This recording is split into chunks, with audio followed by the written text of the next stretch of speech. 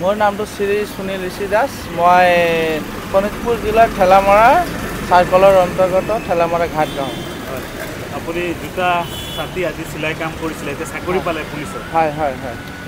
কেনেকুৱা লাগিছে? মোৰ আজি নথৈ আনন্দ লাগিছে। মই ইয়াৰ বাবে আমাৰ মুখ্যমন্ত্ৰী শ্ৰী হিমন্ত বিশ্ব শৰ্মা দেৱক মই বহুত একদম অন্তৰৰ পৰা হিয়া ভৰা মই ধন্যবাদ জ্ঞাপন কৰিছোঁ। আপুনি কিমানবাৰ এইটো পদৰ বাবে ইণ্টাৰভিউ দিছিলে? মই আগতে 21 বাৰ দিছোঁ, অসম আৰক্ষী 6 বাৰ দিছোঁ আৰু বিভিন্ন ধৰণত মই চেণ্ট্ৰেলবিলাকত এইবিলাকো দিছোঁ।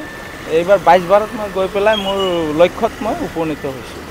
আপুনি যথেষ্ট দুখীয়া পৰিয়ালৰ আৰু এই কাম কৰি গৈছিলে আপুনি? হয়, মোৰ দেউতাই এইটো কামেই কৰিছে। মোক এইটো কাম কৰি সৰুৰ পৰা মোক শিক্ষা দীক্ষা মোৰ ঘৰৰ সকলোকে পঢ়া শুনা এইটো কাম কৰি মোক কৰাইছে আৰু ময়ো দেউতাৰ লগত বিদ্যালয় পঢ়াৰ পৰা কলেজলৈকে শিক্ষা গ্ৰহণলৈকে মই এইটো কামতে মই দেউতাৰ লগত লিপ্ত হৈ আছিলোঁ। বৰ্তমান মোৰ দেউতা প্ৰয়াত, মোৰ মাও প্ৰয়াত। তেওঁলোকে স্কুল যোৱাৰ সময়ৰ পৰা এইটো কামৰ মই প্ৰথম শ্ৰেণীৰ পৰা মই কাম কৰা চুৰু কৰিছোঁ দেউতাৰ লগত আৰু বৰ্তমান হায়াৰ ছেকেণ্ডেৰী পাছ কৰালৈকে মই এইটো ক্ষেত্ৰত মই দেউতাৰ লগত সদায় জড়িত আছিলোঁ। আজি এই 22 বাৰ ইণ্টাৰভিউ দিয়াৰ পিছত হয়, 22 বাৰ দিয়াৰ পিছত মই এইটো সফল হ'লোঁ। কি পদত পাইছে আপুনি? মই এইটো EBR বুলি কয়, বৰ্তমান কবলাক বুলি এতিয়া লিখে আৰু হয়, অসম আৰক্ষীত 1 টকা নিদিয়াকৈ মই ইয়াত এই পদত মই নিযুক্তি হৈছোঁ। 1 টকা নিদিয়াকৈ মই ইয়াৰ বাবে নথৈ আনন্দ আৰু আমাৰ মাননীয় মুখ্যমন্ত্ৰী হিমন্ত বিশ্ব শৰ্মা দেৱক তাৰ বাবে ধন্যবাদ জ্ঞাপন কৰিছোঁ আৰু ছাৰে যাতে আগলৈকে এনেকৈ দুখীয়া পৰিয়ালক যাতে নিয়োগ কৰি তেওঁলোকক কৰ্মক্ষেত্ৰত তেওঁলোকক আহাৰ যেন যোগায় তাৰ বাবে মই তেওঁলোক বহুত শুভেচ্ছা জ্ঞাপন কৰিলোঁ। আপুনি সকলোৰে পৰিচিত ঠেলামৰা? হয় হয়, মোক ইয়াতে সকলোৱে চিনি পায়।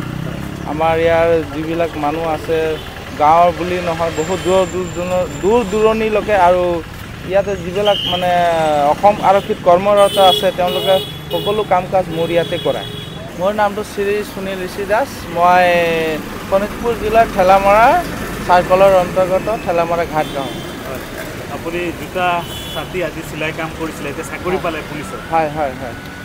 কেনেকুৱা লাগিছে? মোৰ আজি নথৈ আনন্দ লাগিছে। মই ইয়াৰ বাবে আমাৰ মুখ্যমন্ত্ৰী শ্ৰী হিমন্ত বিশ্ব শৰ্মা দেৱক মই বহুত একদম অন্তৰৰ পৰা হিয়া ভৰা মই ধন্যবাদ জ্ঞাপন কৰিছোঁ। আপুনি কিমানবাৰ এইটো পদৰ বাবে ইণ্টাৰভিউ দিছিলে? মই আগতে 21 বাৰ দিছোঁ, অসম আৰক্ষী 6 বাৰ দিছোঁ আৰু বিভিন্ন ধৰণত মই চেণ্ট্ৰেলবিলাকত এইবিলাকো দিছোঁ।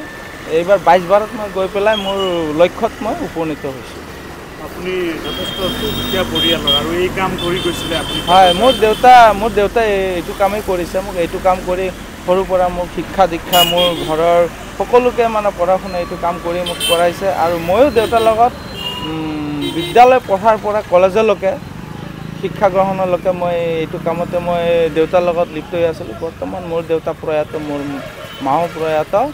তেওঁলোকে স্কুল যোৱাৰ সময়ৰ পৰা এইটো কামৰ মই প্ৰথম শ্ৰেণীৰ পৰা মই কাম কৰা চুৰু কৰিছোঁ দেউতাৰ লগত আৰু বৰ্তমান হায়াৰ ছেকেণ্ডেৰী পাছ কৰালৈকে মই এইটো ক্ষেত্ৰত মই দেউতাৰ লগত সদায় জড়িত আছিলোঁ। আজি এই 22 বাৰ ইণ্টাৰভিউ দিয়াৰ পিছত হয়, 22 বাৰ দিয়াৰ পিছত মই এইটো সফল হ'লোঁ। কি পদত পাইছে আপুনি? মই এইটো EBR বুলি কয়, বৰ্তমান কবলাক বুলি এতিয়া লিখে আৰু হয়, অসম আৰক্ষীত 1 টকা নিদিয়াকৈ মই ইয়াত এই পদত মই নিযুক্তি হৈছোঁ।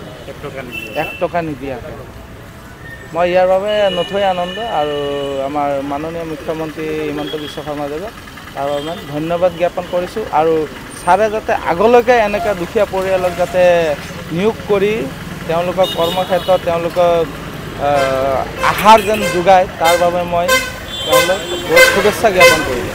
আপুনি সকলোৰে পৰিচিত ঠেলামৰা? হয় হয়, মোক ইয়াতে সকলোৱে চিনি পায়।